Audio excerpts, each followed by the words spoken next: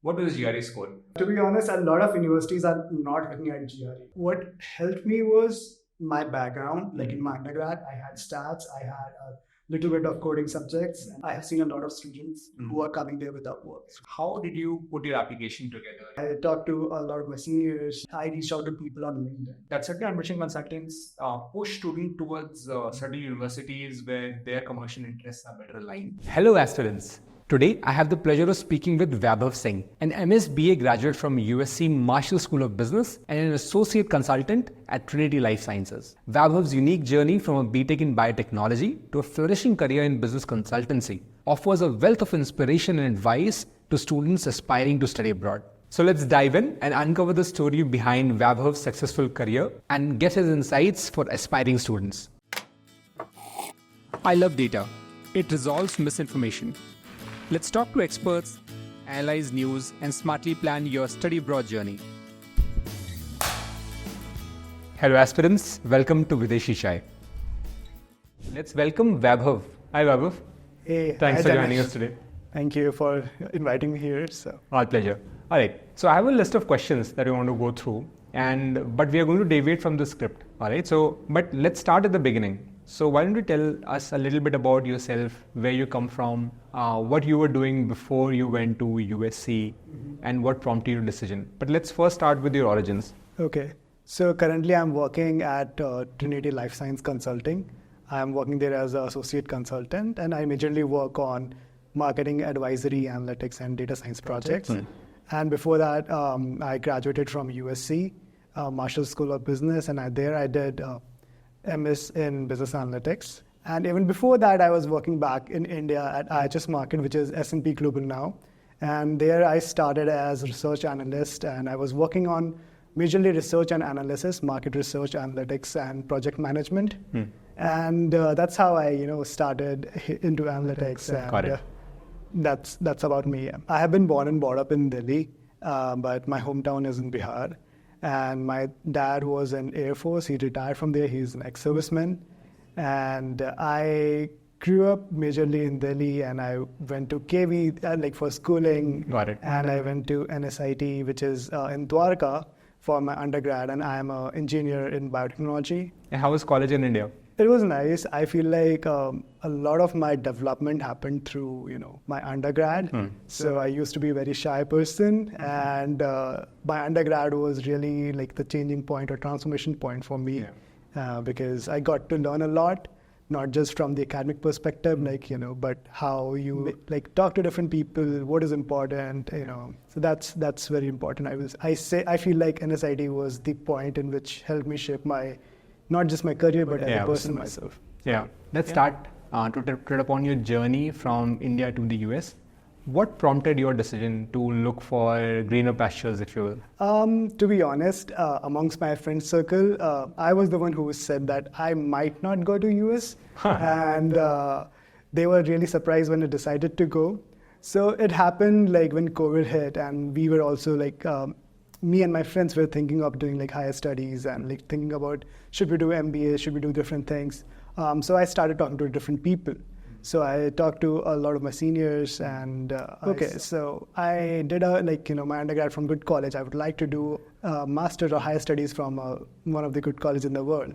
And business analytics was something I feel like more closer to, because it had a business aspect, it had the analytics aspect that I had been doing. So that's how I decided to kind of go ahead with doing the business analytics. Well, actually, that brings me to the next question. So did Vaibhav, 10-year-old, 15-year-old, always know that analytics was the career for Vaibhav? Or is that something that you came upon? Why analytics? To be honest, no. But when I was doing my undergrad, I started with doing internship in which I had to collect data and analyze it. And that was the starting point when I got got to know about the analytics part of it. And then again, I did different kind of internship, whether it was in marketing or business development, if I'm doing something else. So we used to see patterns and everything, and analytics was the part of it. When I started working, even though I was in the market research part of it, but a huge role played was by the data. And that's how I decided analytics is something I like. And it makes more sense for me to I wanted to go in the business side, but analytics is something is my strong point. So using that, I wanted to grow, and that's how I decided to go into the business analytics. Now let's get into your actual application process for your MSBA. Yeah. And first, let's start with your GRE. What was the GRE score? Of course, that's where you start, right? To be honest, yes, GRE was not that great, around 320. But I think 320 is pretty good. So drop the modesty, yeah. So to be honest, a lot of universities are not looking at GRE. Very interesting. Yeah, because I applied to a few colleges, I didn't send my score. I just said I have the score. If you want, I'm attaching at as an additional document. But majorly they look for why you are doing it, your story, how you are coming around it. So yes, GRE is one part, but it's not. I don't say that. I don't feel like that was a strong point for me. It was majorly, I feel like, how I ended up making the story, why business analytics makes sense for me, why that college made sense for me. And that's it. I feel like that should be, if you ask me, what was GRE role, I will say yes, it was, but probably not that much. All right. So out of a total of 100 that made you an ideal candidate from USC's perspective, would you attribute 10% to GRE, 20%? Oh, interesting thing. USC doesn't accept GRE. Really? Okay. So if you want me to say, I will not say even. Not even 0%, not even 1%. Yes, not even 1%. But what helped me was my background. In my undergrad, I had stats, I had a little bit of coding subjects, and then my work ex. So I will say 20-30% in the work ex. But again, I have seen a lot of students who are coming there without work ex. Got it. But it's how you make or frame your story. Again, I'm repeating this word because that's the important part. And I was the ambassador for my program, and that's how I used to tell other incoming student or who are looking for to apply at USC why it makes sense for you. And USC asks for do you have stats? Are you familiar with a little bit of coding or programming? But they don't say that it's mandatory, but having a good knowledge or will make you a good candidate. Yeah, very interesting that you've mentioned that GRE ranks very low in the prioritization order, because that's not the impression a lot of our students and a lot of our viewers have. They take GRE very seriously. Yes. But it's very interesting here you speak about how especially USC and in general the importance of GRE is. It does sometimes, would you say, acts as a cutoff for other universities, or more of a, not as a selection criteria, but as a threshold that applicants must clear in order to be seriously considered? Yes, I will say, because a lot of universities says you need to have this much in your GRE to be considered, or this is the general average. But I've also seen they say average of people with a little bit lower GRE score shouldn't stay away from applying it, because it's just one part of your profile. Did you prepare on your own for your tests, both your language test and the GRE, or did you use some sort of a resource that you would recommend to our viewers? I prepared that on my own, but you can use some books that are there. So I used normal GRE books, and then I did few questions, the question banks or something like that. Yeah. But yes, since I had maths in my 12th, and it was fairly easy, so the quants was easy. But coming to the verbal part of it, I find it a little bit challenging for me. Yeah. Because it was not the general language that he used, so you have to be little bit, I spent more time on that rather than quants. But I feel yes, you can if you are good with it, you can do it. I didn't study it for my, I guess, TOEFL. Maybe just a day before I just saw it. And I also know people who don't study for GRE and they end up doing very good. One of my senior did it, so yeah, that's why. Got it. Yeah, but I had to study for GRE for 10 days, I guess, 10, 15 days. So I think it's always good to be prepared for something that's going to be even decently important for your process, so why not? Yeah, I mean this changed after COVID. Initially GRE was required, but with the COVID and things changed, so. Now let's shift to other aspects of your application file that you mentioned. You mentioned your story, you mentioned other aspects, your work experience. How did you put your application together? Did you seek advice from a professional? Did you seek advice from your seniors? Just tell us about your thought process and your key actions leading up to your application. Sure. So I did used external help, Windows. But like my approach was like this. First, I decided on the colleges. I also reached out to my senior. Yeah. So he was also studying at USC. And I also reached out to the few people who are studying at different, universities which I was applying to. And then how I used the external help was there was like some essays that you have to write. I have my own story. These external help, these people know like what exactly they look for. Yeah. But I had my own story. I wanted to make it better. Yeah. And that's how it helped me. And I think that's how you should go about doing it, because people who are in the admission, they know they can basically tell the difference. And the more genuine you are, the more story is towards you.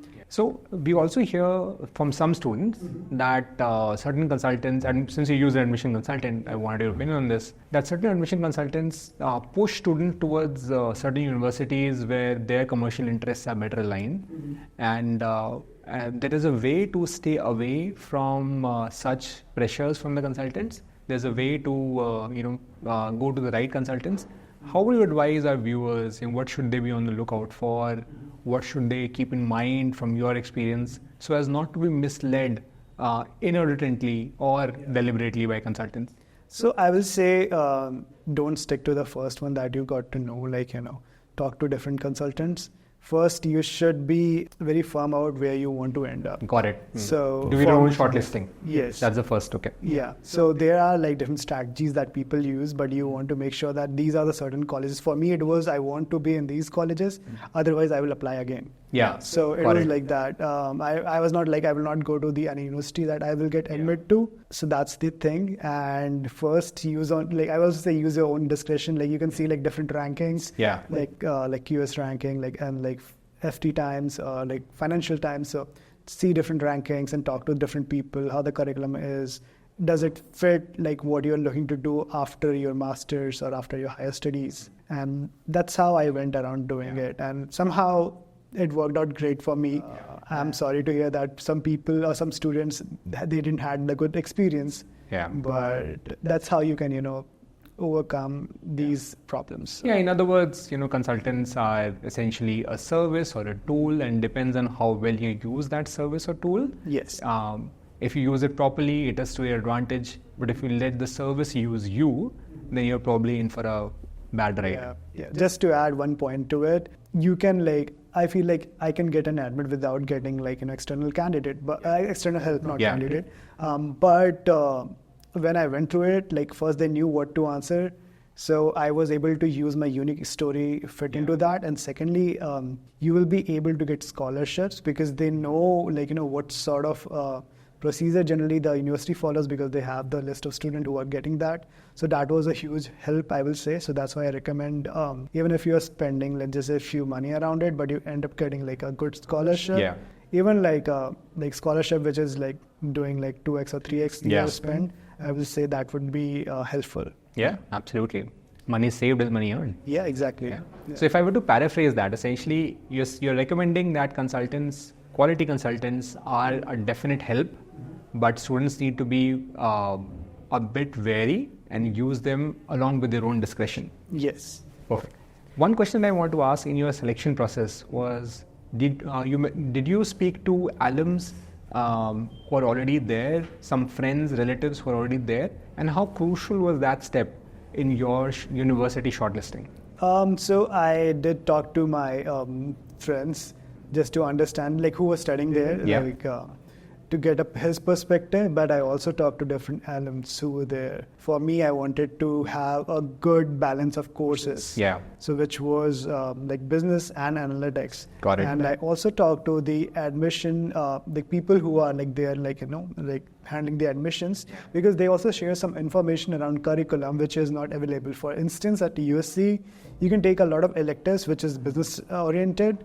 And I feel like that was one of the deciding factor for me to select USC, because that was something that I was looking for. And how did you reach out to these alums and seniors? Did you use LinkedIn, or did you know people already? And because I see a lot of students are apprehensive of using a cold email or a cold message and reaching out to people. that work for you? Touch a little bit upon that particular aspect. Okay, so what helped me was my NSIT network, my undergrad, and also I reached out to people on LinkedIn. So you generally send the invite. Don't do that. Write a personalized invite, like, hey, I want to discuss this university with you. I see that you are studying there. I want to ask you this and this thing. So out of 20, 30, let's just say 3, 4 accepts, or 1, 2 kind of get back to you. But 1, 2 people who get back to you is a very useful insight that will help you. Not just here in the admission process, but also later when you look for jobs or something like that. That is very helpful. Right. So you can expect, to paraphrase, you'll expect a success rate about 5 to 10% in your cold outreach. Yeah. But it's essential for students, for our viewers, to do that. Yes. Because if you don't, then you miss out on the additional information that those individuals can provide. Yeah. Secondly, there is program ambassadors. You can also reach out to them. I was also MSBA ambassador for USC. So I did talk to a few incoming students, or also who wanted to apply. Got it. To help them understand the process, what they look for and everything. Got it. And how would a new student, incoming student, reach out to you? Would they do it through LinkedIn by finding you, or through the university? Is there a pathway through the university that they can reach to you, or your equivalent now?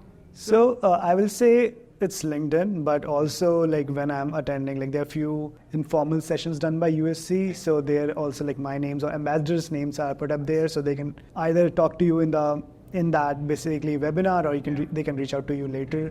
Got it. Sometimes even the admission director, they also direct those questions or email to you. So it's multiple ways to do that. Understood. Now let's move to when you arrived in the US in Los Angeles, correct? Yes. Yeah, in Los Angeles for your higher studies. How was your experience? Was it a cultural shock? And specifically, was there any particular challenging moment that you recall that you had that stayed with you? I feel people there are a little bit more individual. In India, it's more social. But again, they ask you how you're doing and something like that. And I also felt that while crossing road, people stop for you. So that was a very cultural shock. You mean the cars stop for you when you're crossing? Yes. The etiquettes and people also just say hi, good morning. And that was something new. And in business school, I will say it was more collaborative. So that was also interesting. But the medical bills are high, the insurance is high, so that was also a shock for me. And being a vegetarian in India, people will find it difficult in other places, but in LA, I feel there are a lot of options. So even at a student's budget? Yes and no. So you have to be a little bit you thoughtful about how you're spending it. But I feel you will do okay because there are a lot of the grocery shop, or they deliver it to your house. At least for my university there was. So it was fine. I did fine. So got it. Yeah. Is there anything that you would advise to our viewers as to how they can best prepare for some of these cultural shocks that we hear about? I will just say have an open thought about it. Because if you will think this is how I'm going to deal with it, you're not going to find exactly same situation. You might face something that you are not prepared for. Yeah. So just have an open thought and just go there ready for the change. Yeah. Because that's difficult part. Makes sense that. And did you receive help in your orientation in your early days from alums, friends? How was the support structure that USC had created for you?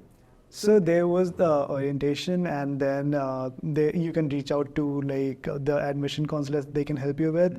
But finding housing and everything once you get admit. So there was some WhatsApp group, and also there was some group created by the USC itself. So from there you can talk to different people. So few of them already know about the housing, and there are a few websites on the USC, but that's a little bit on the expensive side. Yeah. But again, connecting to the people, reaching out to them, there is a huge community.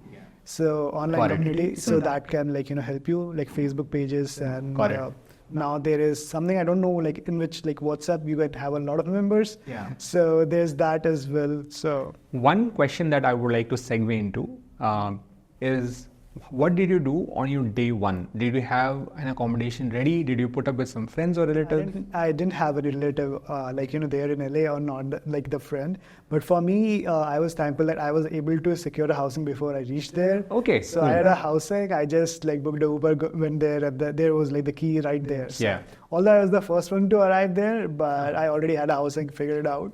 So you can either few of the people they stay with their relative or family, they do book the Airbnb. I would also say that be a little bit thoughtful where are you looking, booking the Airbnb. Yeah. So there are a few places that you shouldn't. Okay. Because US is not all happy and jolly. Yeah. There are a few places that you should avoid and you should be careful about. So just research a little bit, talk to different people, and they will definitely guide you. Got it. But yeah. So it's better, in summary, to have accommodation figured out even well before you land in the US. Yes. And that's something that students can do between getting their admit and actually flying out. That's the period where you figure it out. Yeah. Once you get admit and you are sure that you want to go to that university, look on the Facebook page, look out, talk to different people who are studying there. And then there is also a Facebook group for renting out houses and subleases. So if you don't get a house, just get a sublease, or you can stay with a friend if you have. And that's how you can manage. And it's not that difficult, but finding the right house is, because there are a lot of scams as well. Just be sure that, for me, my rental management, housing management had a website, looked good. And then you can also, there is a feature on the Google Maps where you can see that house exists or not. Got it. So I just did multiple things. I almost got scammed twice, but I made sure we are on a video call and we are asked for the IDs, and there are some online portal which is legit. And I also asked my friend, so if that thing, I know my friend was not there, but he used to live there. So he just confirmed through other people that house is there or something like that. Got it. So something that students need to be a bit careful about booking their housing. Before they pay the money, just double check, triple check. Yeah. Whether it's legitimate. Got it. Let's talk a bit about your experience at USC, academic experience and also the non-academic experience. You've touched upon that a little bit with the volunteer work you've done as a student ambassador, as a program ambassador, I think is the phrase you use. But just an open question. How was USC like? What were the good points, the bad points? I will say it was fun experience for me. I mean, although I was a master's student, but it was fun for me. So academically, I will say I was able to choose elective that I wanted. So there was few core analytics projects, the subjects that I took with the business subjects. So in that, I was taking classes with folks from the MBA, so I got to interact with them. So academically, to be honest, I was not that brilliant. I'm not a 4 CGPA guy, but I did okay on that. But I focused more on interacting with people, because that's what you generally go for in the business school that you look for. So I made sure that I am a part of a lot of clubs. So there were a lot of clubs apart from the MSBA club. So there were for product management, and then there was for entertainment, but there was for healthcare. So healthcare was something that I was very interested in. So I joined it. It was really helpful, because through that you get to know the alums who are working at different companies, and you can interact with them. You can have a coffee chat with them, which is very important. And then there is USC has their own career advising student body, which is led by second year of MBA folks mostly, and they really guide you well, apart from the career advisors. So make sure you have your resume good, but you're also doing coffee chat with them, because they know they can guide you really well. So that really helped me. So, and was it super hectic? So was it 80-hour weeks, and or was it chill out 40-hour weeks? In terms of studying? Not just studying, I think I would say all commitments. So all commitments that you can't get out of. To be honest, I never thought of as hours per week. But I tried to, interact with people as much as I want, apart from doing my regular academic work. And one thing I would like to mention is there is a supply chain club. I just went there and I got my first internship just through talking to someone. He was starting a new initiative, and I talked about my project management analytics experience, and also working in a startup. And then we talked about something on the blockchain aspect, and he wanted to start something like that. Blockchain plus also the kind of online e-commerce site, something he wanted to start. And I was like, yes, it sounds interesting. And I got my first internship just through that, just through talking to people. Wow. So That's huge. yeah, I mean, like getting like that, like just by talking to someone, like it's really nice. I mean, like who else, like I don't know if I can get it anywhere else, but it was really helpful, like the networking. Yeah, my God. So essentially, what your advice to the students would be to immerse yourself fully in the opportunities available in any campus that they're going, both academic, student volunteering, so being part of student bodies, interaction opportunities with seniors, professional staff, all the opportunities that the university setup provides, make full use of it. Yes, I mean, like if you have time, then why not? Yeah. Because what else you will be doing? Yeah. Like, so like there are like clubs through which you can go and like we had a lot of beaches, so you can just go and like to the event. But again, like you will be networking with them, working with them. So I will just say, don't say no to the like any opportunity that comes your way, because you never know. So you will not know until you find out. So. Yeah. And it's not as if there was no fun, right? There was fun. Yes, there was. What did fun look like? Okay, so for me, I would say generally in like the business school, like you go to like different, there's like different bars at which they organize events with the alums. So it is fun. You are exploring different places. Yeah. And then when they come in, they share their experience.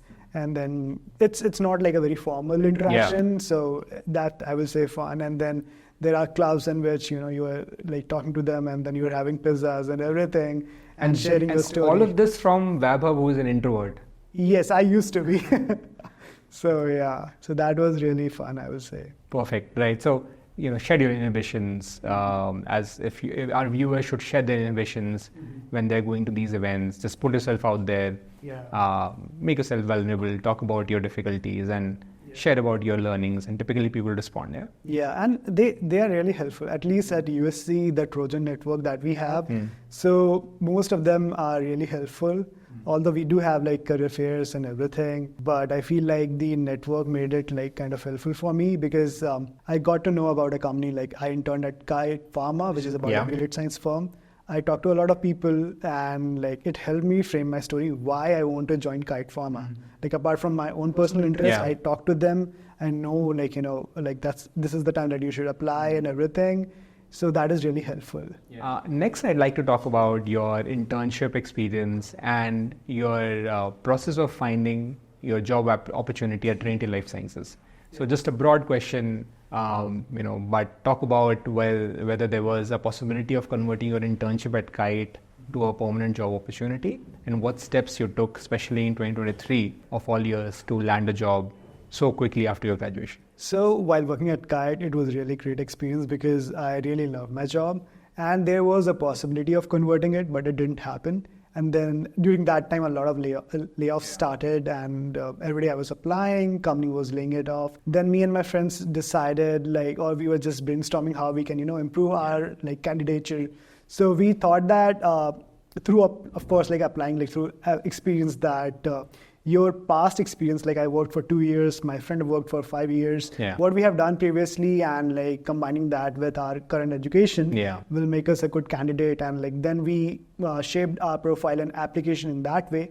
Then we started to get the interviews. So the thing is, once you start getting interviews, it's a matter of time that you end up getting a job. For me, I think I had in the first week of January, 4 or 5 different calls for the interview. And I ended up converting 3.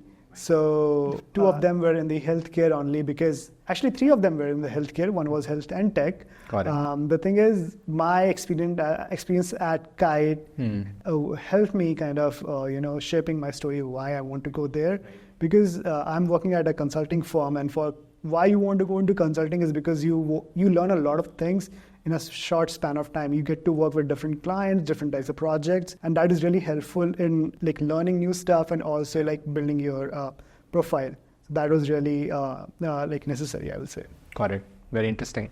And let's talk about specifics. Where did you find these job opportunities? Because these specific fun day, if you will be very useful for our viewers. Where did you find the job opportunity? What's the best method of applying to them? Did you tweak your resume? Did you use networks? So go a bit detail into how you went about applying. So I will say, yeah, I know like we apply to a lot of like, applications every day, but try to make sure your resume is a little bit customized to that. And secondly, for me, it worked like, I applied on LinkedIn that's how I got like at Trinity. Got it. But I also had an offer in which I reached out to the people, like 100 people I reached out to. I guess 10 of them accepted, 4 or 5 reverted, 2 ended up giving me a referral, and I converted 1 referral. So it's like that. And also for my other part, like the other offer was in a startup, and that I got to know like through Well-Found or like normal like that. Got it. Like the startup, like, job finding Yeah, page. yeah. And I also reached out to the people. So that's how like, networking, applying, and it's a mix and match of both. And I will also say, try to find what works for you. Yeah. Because for me, these things worked for me, but for some other people, it might not. Just try to have an open mind, talk to different people, but in the end, you have to decide how you're going to, do it. And did you use any professional services as well for applications, or did you do all of this yourself for your job applications? I did have like support from the university. Okay. So like they really helped me with framing my resume, cover letters. And then for prepping for the interview, I will say just do a mock interview with your friends or with your seniors. So that's how I ended up doing it. I had like a bunch of different questions that I had answers to, and you should have like multiple stories, like, why you're applying, something like that. But in the end, these things kind of helped me. Yeah. So I didn't, I will say like these are also professional help only, but yeah. Yeah, understood. And when did you start to apply for full-time opportunities? In your second semester, third semester? What's the right time? I will say in the last semester, people should start applying, Got but I ended up applying around November, October, because that's when I got to know that, I need to look for a job, and that's fine. And because there's another thing I would like to put highlight, I want to highlight, and that's it. Like once your EAD start, like being an international student, the companies will only, start reaching back to you once you have like the closer date. Yeah. There are 2 types of jobs. One is like you like apply as like campus, like through campus, or like, there is some program for 2024 graduate or something like that. But there is like in-time hiring. For in-time hiring, they will only prefer candidate who are graduated or who are in like very close to graduating. Got it. And they have the EAD ready. So there's that part. So at least the end of the third semester, if you are a 4-semester program, is probably the right time to start applying, in your opinion. Is that a good summarization of what you said? Yes, like for people, like just start applying in the third semester. Yeah. The start early, you should be like, you will know a lot about the process. Yeah. And then by the time you will also know like what's working for you, what's not working for you. So the more time you have, that's good. Cool. Now, so that's about the application process. How has your experience at Trinity Life Sciences been? How, your transition from being a professional in India to a student in the US to a professional in the US. Talk about that transition. How do you like it? It was, I will say, good. Like the way I started, it was very chill. They like kind of helped me understand what I have to do and everything. And then later on, I was onboarded on different projects. So consulting can get hectic, but at the same time, you learn a lot. So the positive is like in short span of time, I think I have 2 years of experience in 1 year. And I also gained a lot of new skills, like how you make story and so that's really important. And Trinity is, I see like in the healthcare, like it's very like niche consulting company, but I got to learn a lot through this time. So yeah, I enjoy my time there. Like the projects, sometimes you like some projects, sometimes you have to do project, but you again learn through it. So they like the people whom I work with, like they are very considerate about what I want to do. Yeah. So that for me, that's one of the factors that I like. And I'd like our viewers to know that Vaibhav is one of our customers for our loan services as well. So Vaibhav, you took the education loan with the help of Gyandhan. What was your honest review? To be honest, finance was the one thing that was one of the deciding factor whether or not I can go. Yeah. So Gyandhan kind of really helped me in understanding what are the different options I have. And I took like loan without collateral through Avance. And I feel like it was really helpful for me because was the one thing that I had to not worry about it or worry less. And that's it. I feel like it was really helpful for me. Yeah. Because I'm not aware of, what things I need, what documents I don't need, what needs to be there. And sometimes you don't have a document. So through Gyandan, I was able to, manage all the documentation, the process, and the major thing is in timely manner. Yeah. So that is very crucial because you have to submit like your financial backing to get the visa. And also at USC, you need to showcase the proof of fund in order to get like, the admit. So some universities have that. So that was really helpful for me. Got it. Well, it's great to hear happy reviews from a happy customer. Yeah. And what about the repayment of your loan? Is that something that you're planning to do in a short period of time? You must have already started, I'm sure. So the repayment of my loan, I kind of already paid back. Wow. So great job. Yeah. Thanks. But yeah, so for me, I kind of switched my loan to like the bank. You can refinance it. So there's another thing is like through Gyandan only I got to know that, the interest were rising. You can switch to different bank or different, financial institutions. And that kind of helped me in repaying my loan. So for me, I got my loan refinanced to Axis Bank, and from there it was very smooth process. I just kind of did monthly deposit, and I was done within like 6 months. So, got it. Yeah, but again, Gyandan was really helpful in refinancing that loan because I was having a little bit issue. But again, like I'm also thankful because of that I was able to secure finances and go and study abroad. Perfect. So, and your advice to students would be to pay off the loan as soon as you can. It sounds very logical. But was that your approach as well? Put maximum funds possible into the loan, just get it done with? Yes, because the interest were rising and I was like, within few months I should be able to pay it off. And then I can start, thinking about next thing because you're just getting started on your job. Yeah. And I was like, I'm just learning on the go and I don't need I like for me, it was personal decision to, pay it off as soon as you can. Not a lot of logic behind it, but I wanted to make sure that I'm debt free, as soon as I can. And just to put that into perspective for our viewers, from starting your work to repaying the loan, the time was 10 months, 11 months, something like that? Yes, I will put it like that because like there are a few months you can't work because your EAD doesn't start. And once you start working and then you have to, let's just say, find your housing and everything, then there are like different sort of expenses.